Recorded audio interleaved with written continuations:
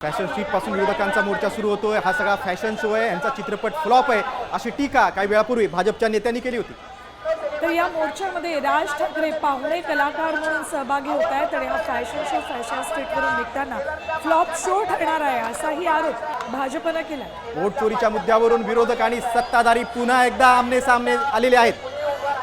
विरोधकांचा हा मोर्चा जरी निवडणूक आयोगाविरोधात असला तरी दुसरीकडे भाजप मात्र निवडणूक आयोगाच्या बाजूने उभं होतंय की काय असा सवाल उपस्थित होतोय। कारण निवडणूक आयोगाविरोधातल्या मोर्चा होत असला तरी भाजपकडून मोका आंदोलन विरोधकांच्या विरोधात केलेलं जातंय। या मोर्चाच्या निमित्तानं विरोधक आपली ताकद दाखवत आहेत।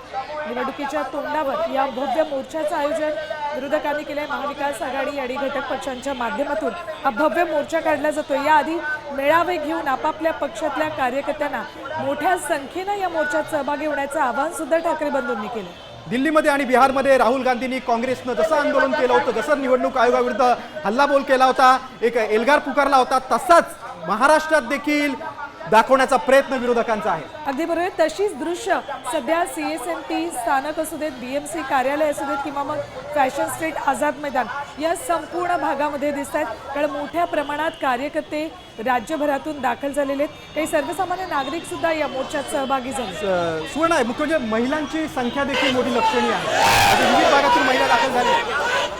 अगदी बरोबर, काही वेळापूर्वी एक आजीबाई सुद्धा या मोर्चात सहभागी झालेल्या दिसल्या।